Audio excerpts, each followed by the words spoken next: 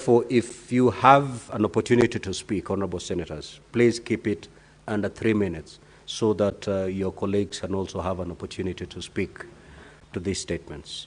The Honorable Senator for Nairobi County.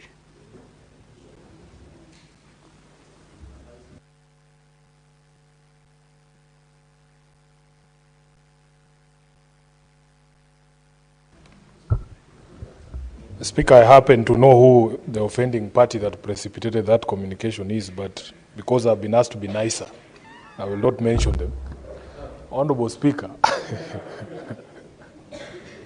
I rise to comment on the statement that has been brought by the Senator for Nandi on the murder of Catholic priest, Father Alois Cheruiyot Bet, in very, very tragic circumstances, Honorable Speaker. As a Catholic myself, we as a church have had very traumatic experiences over the past 20 or so years. Honorable Speaker, we will all remember, Honorable Speaker, the tragic deaths of Father Kaiser in 2000. We had Father John Muhia, who was shot dead near Kino in 2018. We have had Father Martin Masharian Njoroge.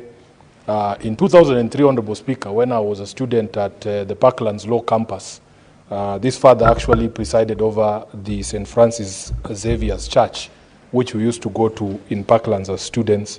And then, of course, there was Luigi Lucati in 2005 in Isiolo. And just days before this priest was shot in Tot, Honorable Speaker, there was Father John Degwa Maina of Iguamiti Parish in Nyandarua, who was found with multiple gunshot wounds, Honorable Speaker. We as a House have experienced this tragedy just a few weeks again, Honorable Speaker. We buried one of us who was shot in similar circumstances. And therefore, for the Senator of Nandi to ask that the ministry now needs to give us an update of the security situation in this country, Honorable Speaker, is timely. The most distressing thing is that no people have been arrested, at least in the case of the murder of the former member of parliament for Kasipul. We saw arrests, Honorable Speaker. And by the way, the public is very keen to see how the security forces deal with individual cases that sometimes it appears, Honorable Speaker, that when it is a quote-unquote big person, these investigations are sped up and you can see action being taken very fast. But you can imagine days later, nobody has been arrested for the shooting of this father in Tot. So, Honorable Speaker, I want to join the Senator for Nandi, and because I'm a member of that committee, I want to assure you, Senator for Nandi, that we will do our very best to bring answers, not just to the families, but also to the Church of Christ in Kenya, so that we might be able to put a stop to this end. I thank you, Honorable Speaker. Majority Leader. Mr. Speaker, I wish to comment on this statement by Senator Cherargei. On Sunday last week, Mr. Speaker, in the company of the Senator for Uasin Gishu, we visited the family of the late Father Alois Bate. And Mr. Speaker, what we saw in that family is quite devastating. The mother was completely distraught, and as were the siblings and the rest of the family, as well as a community that truly loved their son and felt completely hardly done by murder most foul that happened in the Kerio Valley. Mr. Speaker, we have received reports in the last few months of people being killed so many times, Mr. Speaker, that perhaps the country has become accustomed to these killings and think it's just another report. It's not fair, Mr. Speaker, that we live in the same country with people who cannot sleep in their homes, with children that cannot go to school. I want to plead, Mr. Speaker, that the Committee on Security that will deal with this particular matter, in honor at least of this bishop and so many other innocent Kenyans that have been killed in that corner of the country, Mr. Speaker, that they get to the rock bottom of this particular matter and ensure that these criminals are brought to book. I know it, for example, Mr. Speaker, that the fellow who killed Pastor, Father Alois, Mr. Speaker, is a criminal called Cheptarus. I have seen locals speak and say that we know it is so-and-so that did it. How difficult is it, Mr. Speaker, with all the artillery that is within, Mr. Speaker, our possession, Mr. Speaker, can we do something about it, Mr. Speaker? And if the police are not sufficient, what is the problem? we can gazette that particular part of the country as a disturbed zone and send the best of the best, Mr. Speaker, so that at least our citizens, Mr. Speaker, can sleep like you and I sleep in our homes peacefully. Mr. Speaker, I want to plead that let this be the last of a Kenyan life that is lost in this particular way, Mr. Speaker. In the same way that they have done investigations so quickly, each time there are security scares around what Senator Sifuna calls big people, Mr. Speaker, we'd wish to see that particular kind of speed and tone, Mr. Speaker, and seriousness attached to the investigation relating to the father, to the death of this particular father. It's unfortunate, Mr. Speaker. I send my condolences to his family members and the people, Mr. Speaker, that enjoy mass and service under the leadership of Father Alois Bett. I thank you, Mr. Speaker. Senator Moruma. Yeah, thank you, Mr. Speaker, for this opportunity to comment on Senator for Wajia's statement on the implementation of ECDs in Wajir County. The problems that are being faced by Wajir County are not unique to Wajir County, but it's a problem that is replicated across the whole country. Right now, Mr. Speaker, we are doing an inquiry on the level of implementation of ECDs, VTCs, and libraries, which are actually devolved. The preliminary findings are that our ECDs, our VTCs, which are devolved, are really suffering. They are in a deplorable condition. Why? Because governors have elected to leave out the functions that are devolved in education and are embracing the functions that are not evolved in terms of scholarships and bursaries, Honorable Speaker. You've heard even the Senator for Kakamega saying that there are so many incomplete projects. Why? Because of in ECD. Why? Because there's a lot of money that is being allocated by governors in these very popular bursaries and scholarships. Mr. Speaker, I'm not saying that governors or county governments should not give bursaries and scholarships. Article 187 is very clear that we must do deed of agreements between the national government and the county governments for the national government to take over the functions from the county governments. But even as county governments are doing that or wanting to transfer the devolved functions, have they done enough in the ECDs? We have gone to counties and seen children learning PP1, PP2, PP1 facing one wall and PP2 facing the other wall. These are very, not an ideal situation of learning, Mr. Speaker. And even when we construct our ECDs, I can say as an educationist that we must provide for the early learners in ECD a provision for play, because children learn by playing. When you build a classroom and there's no play area, how are these children even learning? Mr. Speaker, our curriculum in East Africa is spiral curriculum, where you learn one thing at ECD, when you go up, you learn something different, build up on it. An example is a seesaw.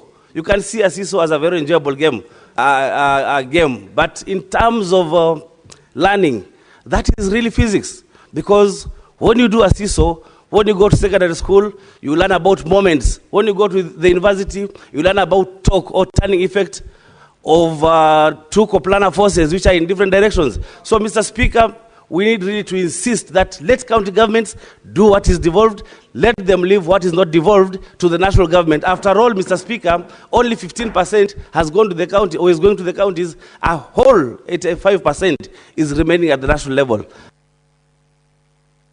Senator for Kakamega. Mr. Speaker, I rise to comment on the statement of killing of Catholic priests. Mr. Speaker, we are not serious. I remember when Father Anthony Kaiser was murdered, his mother country, the United States of America, actually sent here the FBI, the Federal Bureau of Investigations. We had been told by the local investigation agencies that a man who had died from a gunshot at the back of his head had committed his own suicide. Mr. Speaker, where it has reached, we must call for and form a commission of inquiry into the killings of Catholic priests. I say this because on quick notice, I have the following priests who have been murdered. Father Alois Bet, Father John Maina, this year. Father John Anthony Kaiser, 2000. Father John Njoroge Maina, 1918. Father Martin Masharia Njoroge, 2003. Bishop Luigi Locati, 2005. And in the case of Locati, Mr. Speaker, at least the investigation was done and a priest was arrested and was convicted. He's serving jail because he had killed this bishop. Mr. Speaker, Father Evans Odwar in 2017, Father Michael Siendo in 2019, and Father Eutychus Muduri in Meru in 2019. It cannot be by chance that whenever these priests have been murdered, a theory is normally thrown around in the media that they have committed suicide. We need an inquiry, Mr. Speaker. As a Catholic who was born and bred in a Catholic family, who enjoyed the first Holy Communion, who was confirmed in the Catholic Church, who married in the Catholic Church, Mr. Speaker, and whose children I baptized in the Catholic Church, Mr. Speaker, whose parents I buried in the Catholic Church, I demand there be an inquiry, Mr. Speaker. Senator Ledama.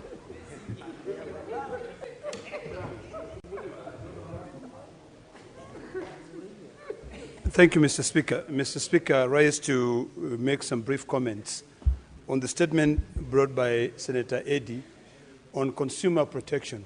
Mr. Speaker, it is disheartening to hear that senior citizens are now falling prey of fraudsters who are targeting their retired income.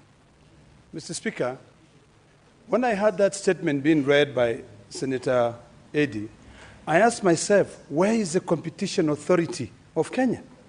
Because when you look at other jurisdictions, although this is actually something which is a big problem worldwide, but when you look at other jurisdictions, I know I've had Congress discussing this issue. It has ended up actually inviting financial institutions and consumer protection bureaus to be able to understand what is it that they do to protect these senior citizens. If a senior citizen who has worked tirelessly, is going now home to retire, and the day they retire, their money disappear at a go. A senior citizen loses all their money. What do you expect them to do? Mr. Speaker, I would hope that the committee that is going to be investigating this matter sit down with the Competition Authority of Kenya to understand, are they just collecting money, or are they actually engaging in educating these citizens on how they can be able to protect their wealth? Mr. Speaker, it is imperative that financial institutions, I've heard ABSA being mentioned here, I would want to call upon ABSA to train their staff to be able to trace and actually be able to detect any suspicious withdrawals. Mr. Speaker, these are things that can be dealt with. Sometimes when we receive a huge payment, the bank is quick to be able to come and tell you, how come you've received this money from this person? So, Mr. Speaker, those are very, very important things that we must now discuss whether we develop further legislation to protect our senior citizens. Otherwise, if we don't do, we will continue allowing these senior citizens to be preyed upon, like the way a wolf cycles into vulnerable prey. I mean, it's ridiculous, Mr. Speaker. I want to thank the distinguished senator from Migori for bringing this matter, and this is a matter that we must follow through to ensure that we protect our senior citizens. Thank you, Mr. Speaker. Senator Mungatana. Thank you, Mr. Speaker. Mr. Speaker, I want to make a quick comment on the statement on the death of Father Alois Bet. Mr. Speaker, there's a Swahili saying that says, usipo ziba ufa, utajenga ukuta. Mr. Speaker, while I agree with all the statements that my colleagues preceding and who spoke on this statement have said, the one missing issue is what is the preventive strategy that the Cabinet Secretary for Interior has taken on some of these obviously volatile regions. Mr. Speaker, every time something like this happens, you will see a lorry full of policemen, GSU, and all these people. They land on the area, they bring the media with them, and they start moving around with guns cocked, and they say that usalama umethibitishwa katika hiyo area. Mr. Speaker, this is not the way to handle security matters. It cannot be hit and run. It must be that there is a strategy for prevention in areas that are known to be volatile. Mr. Speaker, if there was a strategy, then the committee must be told if the strategy was working. And if the strategy was not working, then the minister must tell us what he's doing to improve the strategy around the region so that we do not have a repeat of the same incidents. And we do not want a situation where somebody has to be killed for security personnel to be beefed up, because that's the word they always use. Security around this region has now been beefed up. Always reactionary, not moving in front. Where is the intelligence? Where is NIS? Why can't they use the intelligence they receive to take preventive actions? Mr. Speaker, in my county, we have something called the KPR, the Kenya Police Reserve. And this reserve is, Mr. Speaker, for example, now we have raised the issues as leaders many times that we need proper guns, not the old type of guns. You know, the proper guns that can deal with matters. But Mr. Speaker, when you hear, you are told, we are waiting, we want to take these people for training, we are waiting again, we are waiting for what, we are waiting for what. If something happens today, Mr. Speaker, you will see that all the security personnel will be there in Tana River County. But Mr. Speaker, as we are speaking now, it is good for us to have a strategy of prevention. If all the people know that when you come to certain areas, their KPRs are well armed and their arms are modern. The Senate Minority Leader and Senator for Kilifi County, the Honorable Mazaya. Asante Bwana Spika.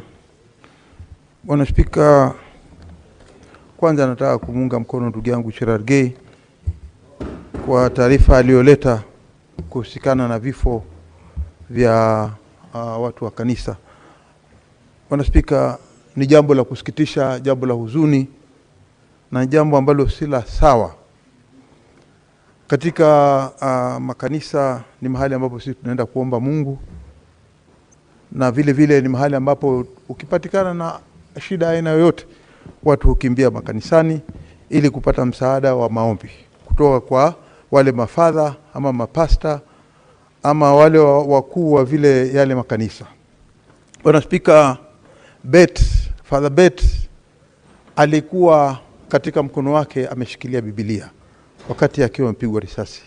Hakushikilia gongo, hakushikilia kisu, hakushikilia bunduki. Alishikilia Biblia. Kwa hiyo Bwana Spika, ni jambo la aibu, ni jambo la kusikitisha. Wale majangili waliingia pale ndani wakiwa na bunduki na kuweza kumpiga risasi na kumuua. Bwana Spika, tunakemea vikali zaidi. Na zaidi sana tunataka kuona ya kwamba serikali imechukua hatua, hususan mkurugenzi ama mkuu wa polisi Bwana Kanja amechukua hatua ya muafaka kuona ya kwamba hawa waliofanya kitendo kile wameweza kufikishwa katika kotini. Bwana Spika, vile vile nataka kusema ya kwamba si upande wa Wakristo peke yake, hata wale wakubwa wa Kiislamu, wale mashekh, kama ukiangalia Sheikh Abu Drogo alikuwa mkuu wa msikiti Busa, leo hayuko na sisi kwa sababu askari walisingizia. Hakuna ripoti yoyote ama taarifa yoyote iliweza kuletwa kwamba Sheikh Abu Ruto makosa yake yalikuwa ni nini. Hakuna uchunguzi wa aina yoyote ulifanywa na idara ya uchunguzi kuona ya kwamba Sheikh Abu Ruto alikuwa na makosa gani. Familia yake hivi leo inalia. Wanataka kujua kwa sababu gani baba yao aliweza kupoteza maisha. Vile vile kuna Abubakar Makaburi. Sheikh Abubakar Makaburi pia alipigwa risasi na polisi na hakuna uchunguzi wote ulifanywa. Na mwisho Sheikh Idris, japokuwa tunaona walichukua hatua, lakini tunasema ya kwamba hawa watu wawili ambao walikufa bila ripoti yao kuweza kujulikana ama kuambia Wakenya ni walikufa kwa sababu gani. Hili ni hatua ambayo ni mbaya na ni mbovu, na tunataka kuijua kwa sababu mpaka hivi leo hatujajua kilichomuua Sheikh Abu Ruto nini, na pia vile vile Abubakar Makaburi wa familia yake na watu wa Mombasa na watu wa Pwani kwa ujumla wanauliza mpaka leo ni sababu gani aliweza kuwa. Bwana Spika, mimi naunga mkono.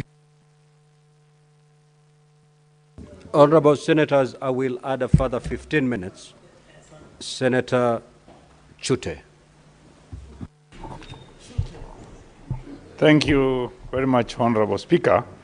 Honorable Speaker, allow me to give a brief comment on the statement by the distinguished Senator from Kakamega, Senator Honorable Dr. Boni Khalwale.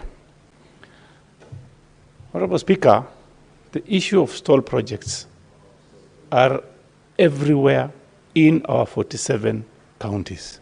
It is not a unique issue on Kakamega only. Honorable Speaker, we need, as a Senate, we need to have a committee like devolution to be moving around to inspect projects that have stalled or that have not even been completed or that have been finished but not been commissioned. Honorable Speaker, I went to Somaliland